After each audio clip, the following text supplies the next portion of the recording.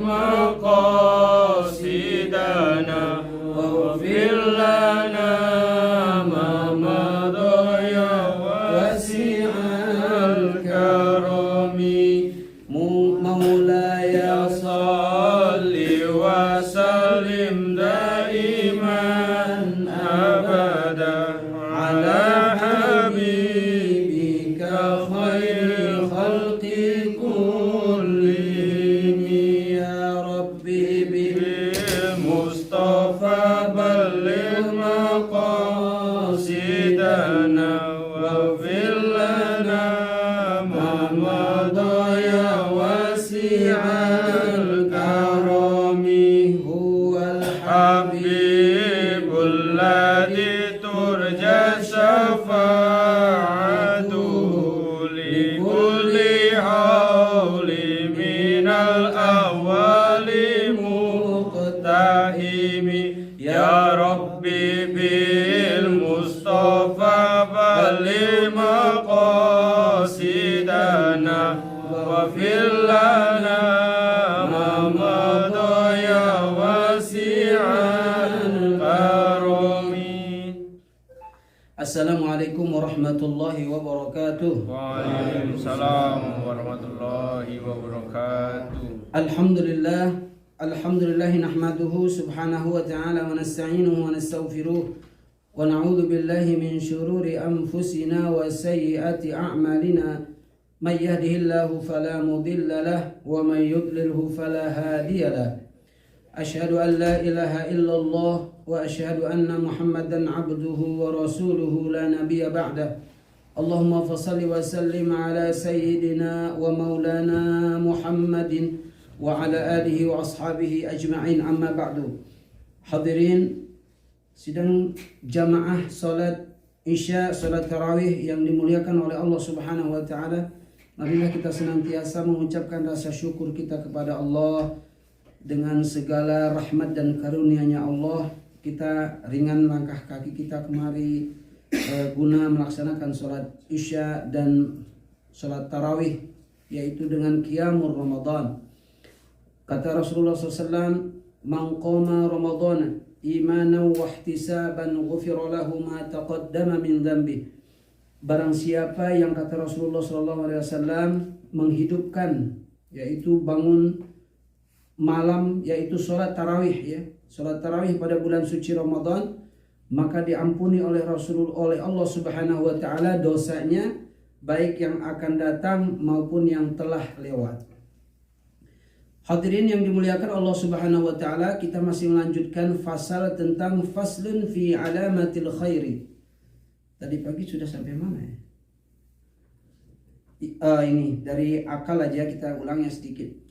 Ya Aliyun, ini wasiat Rasulullah SAW terhadap Ali bin Abi Thalib.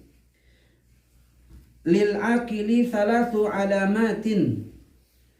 Bagi orang yang berakal itu ada 3 tandanya.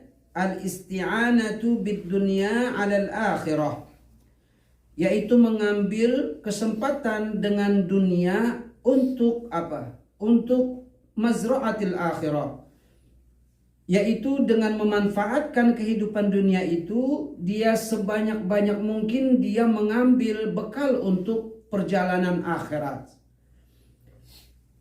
Kata Rasulullah SAW, "Wahtimalul jafa wasabru ala syada'idi." Kemudian dia menanggung perlakuan kasar, artinya dia sabar dengan ketika ada semacam cekcok lah gitu ya, maka dia tidak berlaku kasar, menahan diri. Maka termasuk di dalam ayat Quran itu yang juz 4 itu, wasari'u ila maghfiratin min rabbikum wa jannatin 'arduha as-samawati wal ardu 'iddat lil muttaqin alladzina yunfiquna fis sarra'i wad dharra'i wal kazimina al ghaiza wal 'afina 'anil nas. Orang yang senantiasa menahan amarahnya, wal 'afina 'anil nas, tetapi lama marahnya, artinya tidak cepat marah gitu ya, dan kemudian cepat cepat pula berhentinya dan menahan sabar. Wal afina 'anil nas, dan memaafkan kesalahan seseorang. Itulah orang yang berakal, tidak cepat kasar, tidak berlaku kasar, dan sangat sabar. Kemudian wasabru ala syada'idi, dan termasuk sabar di atas segala kesulitan yang dihadapi. Karena manusia ini, Bang, kita itu hidup tuh pasti banyak masalah. Semuanya. Di dalam surah Al-Baqarah Allah berfirman, apa kata Allah? Walanabluwannakum bisyai'in. Nanti aku akan coba manusia itu, ya. Bisyai'in dengan sesuatu apa? Bisyai'in minal khauf, dari rasa ketakutan. Yang di Palestina ketakutan. Kemudian kita yang di mana? Misalnya kita pergi salah satu tempat di mana tempat itu rawan sekali, kita ibadah juga susah di sana gitu ya. Itu ketakutan. Kemudian ada lagi walanabluwannakum bisyai'in minal khaufi wal ju', kelaparan ya. Jadi manusia itu kadang kekurangan rizki, kekurangan harta. Jadi kelaparan itu bisa jadi kekurangan, keluarganya kekurangan harta, kekurangan mau beli ini belum ada duitnya, kan begitu. Itu dicoba oleh Allah. Pasti itu karena kodratnya kita. Walanabluwannakum bisyai'in minal khaufi wal ju'i wa naqsim minal amwal. Kadang kekurangan harta itu dicoba oleh Allah. Wathamarat, kekurangan buah-buahan, kekurangan padi, kekurangan produk-produk yang dihasilkan oleh bumi. Kadang hari ini bulan ini harganya 1 kilonya cuma 8.000, petaninya hancur ya. Sementara di Tengkulak atau di tempat-tempat lain udah tinggi, jadi petaninya yang hancur. Nah itu suatu cobaan dari Allah Subhanahu wa taala, dan sabar atas segala kesulitan itu. Intinya di dalam surah Al-Mulk, Bang, apa kata Allah? Al-Mulk itu tabarakalladzi biyadihil mulku wa huwa ala kulli syai'in qadir alladzi khalaqal mauta wal hayata liyabluwakum ayyukum ahsanu amala. Nah, semua orang yang dicoba oleh Allah, baik itu kesulitan, tidak punya harta, kekurangan harta, kemudian banyak kesulitan yang dihadapi, banyak permasalahan, itu apa? Liyabluwakum ayyukum ahsanu amala. Untuk apa? Allah itu ingin melihat seberapa jauh kesabaran kita. Liyabluwakum ayyukum ahsanu amala. Mana yang terbaik amalnya? Ada orang Pak yang agak yang hartanya banyak, dia mudah beribadah tetapi tidak beribadah. Berarti termasuk di liyabluwakum ayyukum ahsanu amala. Bakal dicoba amalnya. Ada orang yang biasa-biasa saja tapi ibadahnya luar biasa. Masalahnya sedikit, dia bilang sama Allah, inna lillahi wa inna ilaihi raji'un. Kita ini milik Allah. Jadi segala sesuatunya pasti kembali kepada Allah. Inna lillahi wa inna ilaihi raji'un. Dulu pun sudah pernah kayaknya kita sampaikan di sini, Bang, ya, kalau misalnya meninggal saudara kita ucapkan apa? Inna lillahi wa inna ilaihi raji'un. Allah akan membangunkan satu bangunan, kan? Namanya bangunan Baitul Hamdi. Kalau ada keluarga kita yang meninggal dunia, kita ucapkan inna lillahi wa inna ilaihi raji'un dengan berlinang air mata, Allah akan puji, Allah akan apa? Allah akan beri anugerah kepada kita yang sudah berlinang air mata tetapi kita tetap memuji Allah. Wa yahmiduka ya Allah, kata malaikat Jibril. Meskipun manusia itu sudah diambil anaknya, orang tuanya, istrinya, pamannya, tetap mereka masih memuji-muji Allah gitu. Apa kata Allah? Banu lahum fil jannah, bangunkan kepada mereka di surga siapa baitam fil jannah, yaitu baital hamdi. Masya Allah. Ini kesabarannya. Kesabaran nih. Ada kadang-kadang Pak, kita dengan misalnya kita debat gitu ya. Debat kusir misalnya. Terus kita artinya begini, mungkin karena kesalahan kita misalnya di jalan, tabrakan, misalnya nyerempet mobil gitu. Kalau di sini nggak tahu apa pernah nyerempet mobil apa gimana gitu ya. Tapi kalau di Indonesia misalnya kita di perjalanan, kemudian kita bersinggungan dengan orang, cecer gitu ya, terus kita debat. Kita yang salah, mereka yang salah. Ya. Dalam hadis itu, man tarokal mira, barang siapa yang meninggalkan perdebatan, padahal kita yang salah, padahal kita yang benar, tapi dia yang salah, gitu kan? sebaliknya, pertama dulu kita yang salah tapi dia yang benar, lalu kita bilang udah Pak, mohon maaf ya. Itu kita dapat apa Pak? Dapat fadilahnya itu dibangunkan oleh Allah Subhanahu wa taala bangunan di pinggirnya surga. Tapi masih di dalam surga tapi di pinggirnya. Wa huwa batilun. Dia itu dalam kesalahan, kita dalam kesalahan Pak. Kita minta maaf ya. Tidak menampakkan dengan otot kita yang kuat kemudian kita apa namanya tuh adu otot atau apa namanya itu istilahnya tuh kalau debat itu tuh jangan debat lagi terus habis itu baku hantam ya Bang Aging ya. Itu huwa batilun. Terus kata Rasulullah, man tarokan mira wa huwal haq. Dia dalam kebenaran Bang. Kita benar, tapi dia salah. Maka kita dibangunkan oleh Allah Subhanahu wa taala di tengah-tengahnya surga. Maka kita tinggalkan debat itu. Kita tinggalkan pertengkaran itu. Udah kita pergi aja. Bukan berarti kita mengalah, ya. Meskipun dia misalnya gede badannya, ya udah ngalah aja gitu. Oke, itu yang tadi ya. Kemudian kata Rasulullah SAW, walittaqiyyi thalathu alamatin. Dan untuk orang yang bertakwa itu ada 3 ciri-cirinya. Yang pertama adalah, kayaknya ini udah tadi pagi ya Bang. Orang yang bertakwa itu ada 3 ciri-cirinya. Yang pertama adalah yattaqil kadhiba, dia takut berbohong, berkata dusta. Wal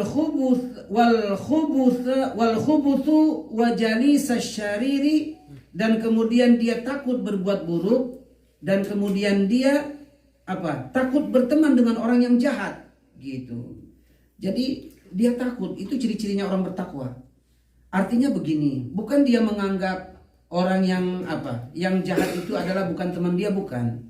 Khawatir dia, kalau dia terus-terusan bersinggung dengan dia, bersahabat, khawatir kita ikut dengan dia menjadi jahat. Itu sebetulnya. Tapi kalau kita bisa mengajak dia menjadi baik, silahkan. Ya. Kemudian kata Rasulullah SAW, ini 15 menit lagi lah ya, 10 menit lagi boleh, 15 menit biar nggak ngantuk. Ya Aliun, wahai Ali, kata Rasulullah SAW, lisidqi thalathu alamatin. Untuk benar itu ada 3 tandanya. Untuk benar itu ada 3 tanda-tandanya. Artinya kebenaran ini yang dicintai oleh Allah. Ciri-cirinya adalah yang pertama, kitmanul ibadah, yaitu dengan menyembunyikan ibadah. Beda dengan kita menampakkan ibadah riya gitu ya. Allahu Akbar, khusyuk di depan orang, sementara kalau dia sendiri sholatnya buru-buru, cepat-cepat gitu misalnya, nggak khusyuk. Yang ini beda Pak, ini sebaliknya. Kitmanul ibadah, dia menyembunyikan ibadahnya. Malam-malam nggak ada yang tahu dia bangun. Dia bangun malam, qiyamul lail wan nasu niyam wa qiyamul lail. Dia bangun malam, manusia enak lagi tidur gitu ya, karena besoknya dia dinas pagi ya. Tugas pagi, kemudian kan malamnya tidur Pak. Tapi malamnya dia sempatin tuh 5 menit, 10 menit lah. Dia ambil wudhu, langsung 2 rakaat, kemudian witir 1 rakaat. Ya nggak apa-apa. Berarti 3 rakaat. 2 rakaat tahajud, usolli sunat tahajud di rakaataini mustaqbil. Allahu Akbar. Terus habis itu witir, usolli sunatan witri rakaatan. Cukup 3 rakaat. Dah tidur habis itu. Nggak mesti setiap hari. Tiap minggu sekali gitu kan. Kalaupun bisa setiap 2 hari sekali, kalau besoknya kita dinas pagi tugas pagi begitu, itu, dan besoknya itu bercahaya muka kita, enak kerja pun, terus etos kerja kita meningkat, kemudian kita begitu ketemu dengan teman senyum, ya tidak ada beban, gembira, maka kita merasakan surga sebelum waktunya, kata Bang Ali. Kemudian sedikit lagi, kitmanul ibadah yang pertama, itu kebenaran yang hakiki. Yang kedua, wa kitmanus sodakoh, dan menyembunyikan sodakoh. Bukan berarti misalnya ada sodakoh terus pakai tangan gitu. Nah gitu. Artinya itu ya juga mungkin supaya nggak lihat orang kita sodakoh 100.000. karena ditutup gitu ya, supaya nggak dilihat orang. Artinya apa? Kita misalnya bersedekah ke masjid, kami umumkan hari ini kita menerima sedekah dari hamba Allah sebanyak 500.000 won gitu ya. 500.000 rupiah dari hamba Allah, nggak disebutin namanya. Tapi ada juga orang karena 100 juta menyumbang, maka ini dari Bapak Haji bin Fulan, alhamdulillah menyumbangkan 100 juta gitu. Itu jadi inilah kitmanul sedekah, kitmanul ibadah. Oh ya, saya lupa, ini kitmanul ibadah ini. Ada lagi hadisnya, itu kata Rasulullah, barang siapa yang sholat malam kemudian dimatikan lampunya, kemudian dia tidak melihat apa-apa, dia hanya melihat tempat sujudnya saja, matikan lampu. Ketika kita bangun tidur terus matikan lampu, kita wudhu, terus kita sholat, berlinang air mata kita, tersungkur kita di hadapan Allah Subhanahu Wa Taala. Itu kata Rasulullah SAW, diterima taubatnya dan diberikan berapa lama kita sujud, maka begitu juga apa yang kita akan kita dambakan diwujudkan Allah. Berapa lama kita sujud, maka sebanyak itu juga akan terwujud cita-cita kita. Ya, jadi itu. Sebanyak apa kita sujud kepada Allah, maka sebanyak apa pula itu kita hajat kita kepada Allah langsung terwujud. Ciri-ciri apa? Syaratnya apa? Ketika bangun malam itu matikan lampu, bangun tidur terus kita sholat. Wa qiyamul lail wan nasu niyam. Wa kitmanus shadaqah, dan menyembunyikan sedekah. Jadi kita berinfak di masjid. Siapa yang berinfak ke masjid, maka Allah akan infaki dia, gitu. Siapa yang bersedekah di masjid, maka Allah akan sedekahi dia. Siapa yang tidak pernah sedekah, maka Allah tidak juga sedekahi dia, gitu. Dan yang terakhir adalah wa kitmanul musibah. Ini beda nih. Ini orangnya yang ahlinya luar biasa udah. Yang ketiga itu adalah menyembunyikan musibah. Jadi dia punya musibah, Pak, punya masalah luar biasa, tetapi tidak pernah dia umbar-umbar. Ada musibah, kecuali memang musibahnya dia nggak bisa ngapa-ngapain lagi, dia harus itulah pentingnya sosialisasi, berteman kita dengan saudara dekat gitu kan, karena teman bisa menolong kita. Yang dimaksud di sini adalah wa kitmanul musibah, dia menyembunyikan musibahnya, hanya Allah yang tahu dengan dia. Musibah misalnya dia sesuatu permasalahan di keluarganya misalnya, dia tidak pernah cerita. Dengan cerita dia itu bisa saja mungkin curhat gitu ya. Tapi curhatnya itu dia artinya tidak mengeluh dengan musibah itu. Dia hanya cerita aja. Begini saya dapat musibah tapi tidak mengeluh dengan musibah itu. Dia simpan dalam hati karena dia yakin bahwa musibah itu datang dari Allah dan solusinya juga datang dari Allah Subhanahu wa Ta'ala. Cukup Bang ya? Mohon maaf kalau kepanjangan. Ini pas ya. Ini kita udah 3 hari ini terus nih, tinggal beberapa lembar lagi nih. Ada sekitar 143. Alhamdulillah ya. Kita sudah berada di malam 18 malam 17 ya Ustaz ya. Malam 17, malam ini adalah malam Nuzulul Quran ya. Di mana-mana di Indonesia mereka mengundang para qori internasional, nasional untuk melantunkan ayat-ayat suci Al-Quran. Baik, itu saja Bang, mohon maaf ya. Ya, karena Nuzulul Quran mohon ya lantunkan beberapa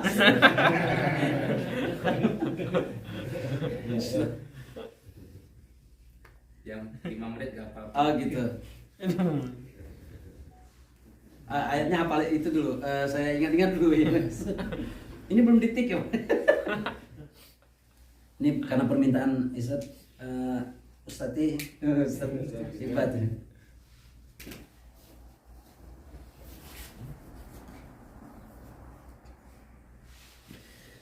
A'udzu billahi minasy syaithanir rajim. Bismillahirrahmanirrahim. Allah.